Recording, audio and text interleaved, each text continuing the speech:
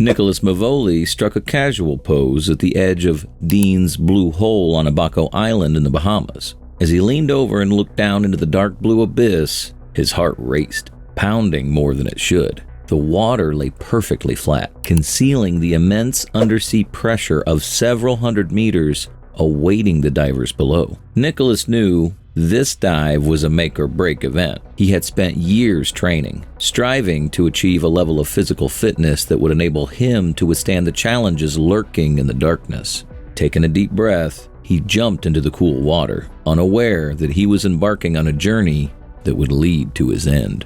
Let's dive into the harrowing, true story of Nicholas Mevoli's fateful plunge into the cave, where the line between life and death vanished into the suffocating depths. Nicholas Mevoli was no ordinary man. He was an adventurer, a daredevil, and a freediver continuously pushing the boundaries of human capability.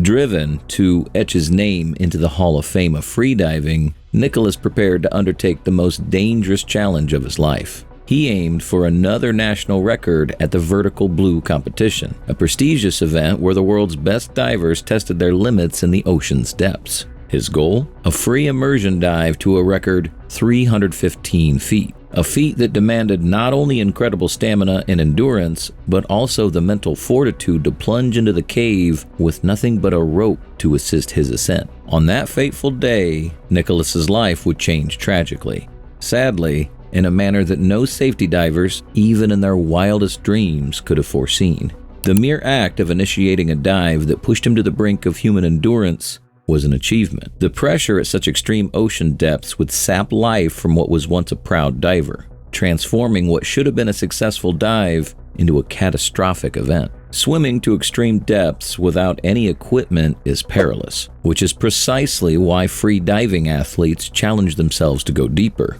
They rely solely on their ability to endure prolonged underwater durations without air. Unlike scuba divers, equipped with tanks providing a continuous flow of air, freediving is a raw challenge, the most primal test of humanity's resolve. However, as divers descend, the increasing water pressure compresses their lungs, reducing them to the size of a fist. It's an all-consuming struggle against nature's immense forces. Freedivers like Nicholas are often regarded as the modern gladiators, diving to depths that could prove fatal for an average person. They typically descend as deep as 100 meters, equivalent to a 30-story building, all without oxygen.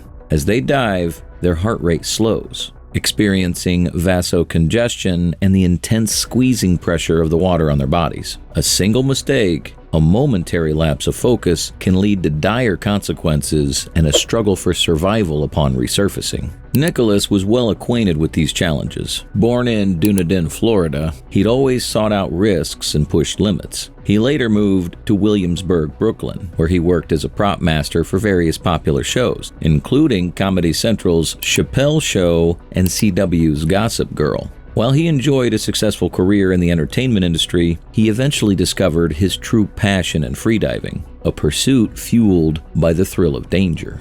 In 2012, Nicholas began his professional career as a freediver, quickly gaining attention in this sport. That year, he competed in Deja Blue in the Cayman Islands, marking the start of his journey as a professional athlete. In 2014, he achieved significant success in Curacao, securing a steady third position at the Caribbean Cup held in Roatan, Honduras, where he faced some of the sport's giants. He even won a bronze medal at the recently concluded World Championship in Greece. His reputation was on the rise, but so were the stakes he was willing to face. One of Nicholas's most remarkable achievements came in May 2013 when he descended an astonishing 328 feet in the constant weight without fins category. He used a monofin to propel himself through the water, diving into the ocean's darkness for 3 minutes and 45 seconds. For Nicholas, the dive was not just about breaking records. It symbolized humanity's triumph over physical limits, a notion that resonated with dreams of potential and perseverance.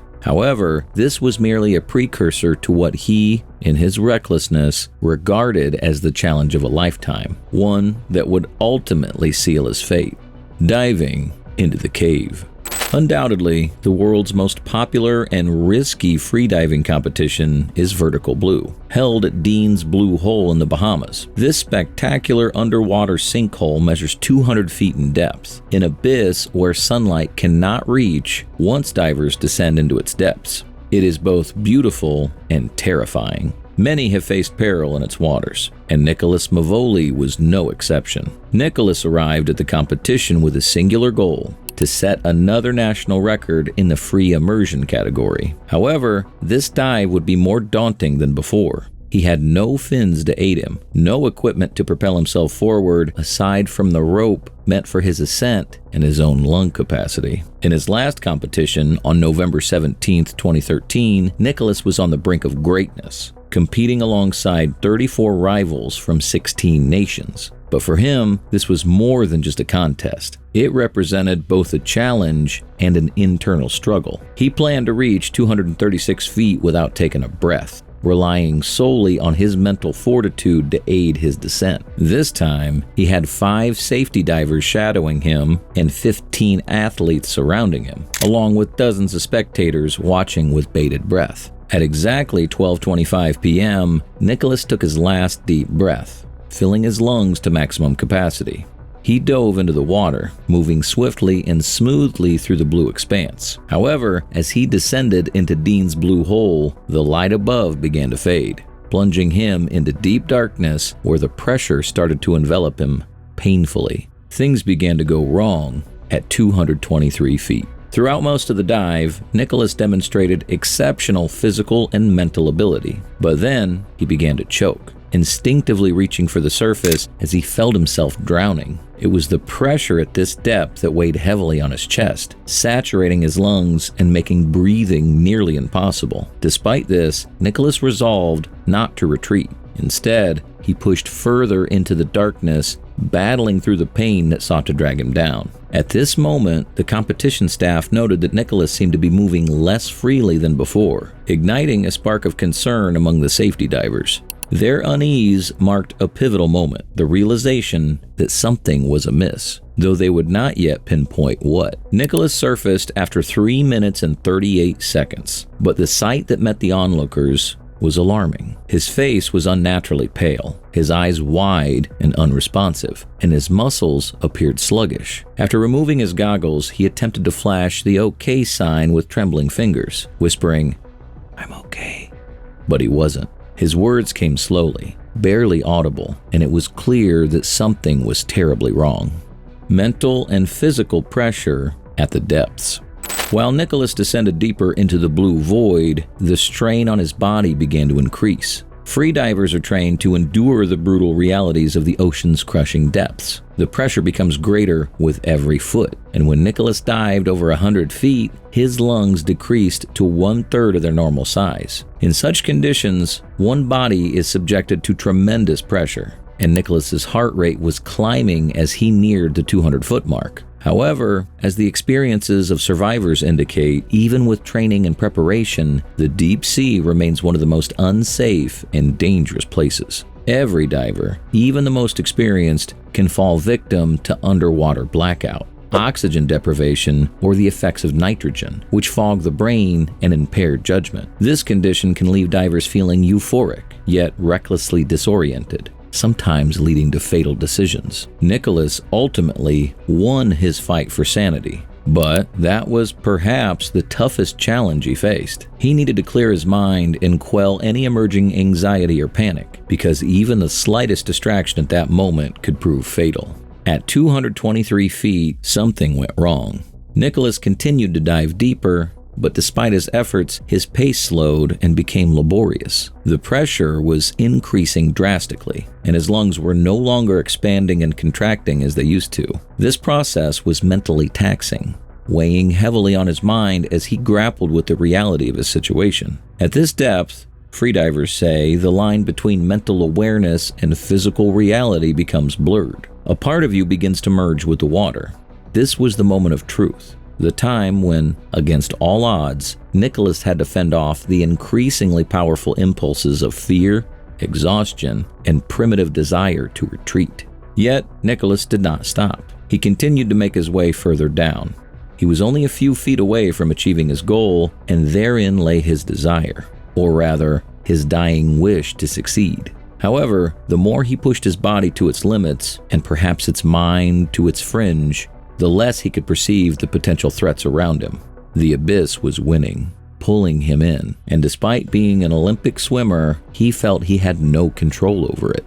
The horrific struggle for life.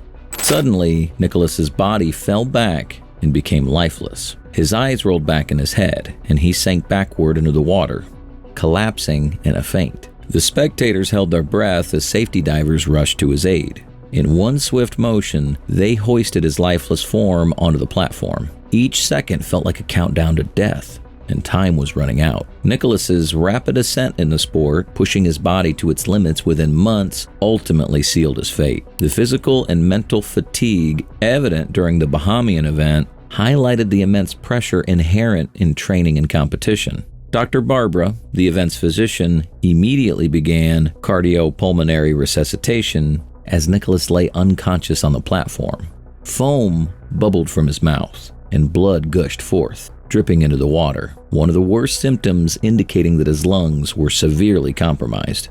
2 autopsies later pointed to pulmonary hemorrhage caused by barotrauma as the reason for Nicholas's death. A history of repeated high pressure, lung complications, and injury to pulmonary tissue supported prior events that foreshadowed this tragic outcome.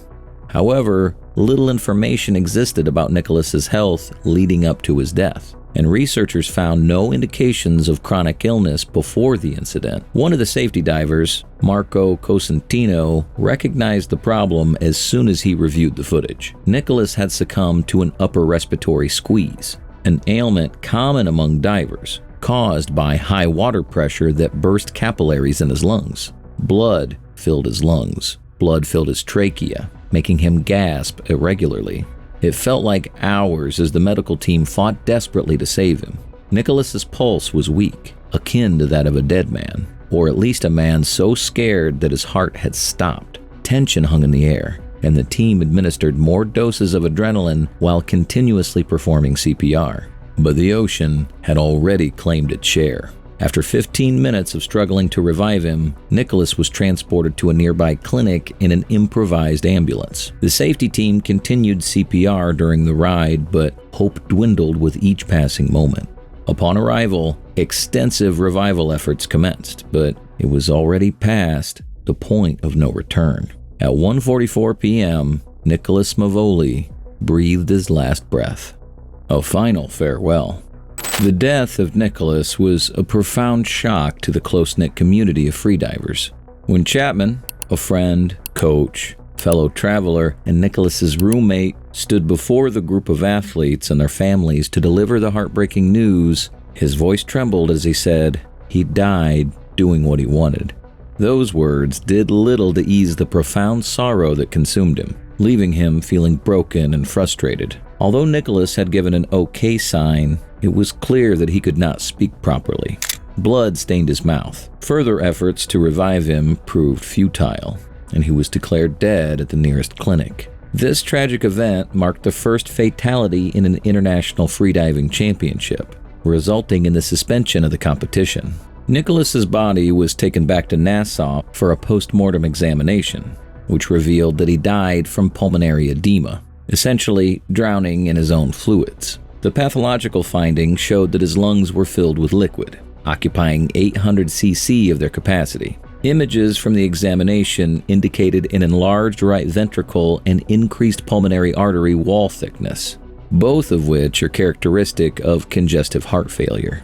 Physicians speculated that in his attempt to compensate for the loss of lung capacity, his heart was forced to work harder, ultimately leading to his death. The Great Blue, which he had come to love as a place of learning and discovery, had claimed his life. In the weeks following Nicholas's death, people from around the world mourned their loss and expressed their condolences. The International Association for the Development of Apnea, AIDA, confirmed that this incident marked the first fatality since the organization's formation 21 years ago. Friends and fellow divers remembered Nicholas as not only an exceptional athlete, but also as a person of great kindness, whose good heart had always wished well for others. His passion for life was evident in all his endeavors, and it was that same passion that led him to this irreversible fate. Extreme sports often hover on the edge between success and misfortune, and at Dean's Blue Hole, that precarious line was tragically crossed. Nicholas Mevoli learned this truth the hard way, in the depths of the ocean he so dearly loved. Nicholas Mevoli's dive was intended to be a record-breaking achievement, but instead, it became a tragic reminder of the dangers that extreme athletes face. Tomorrow, the world may forget him as a brave and dedicated diver, but they'll likely remember him as just another person who lost his life in the depths of the sea.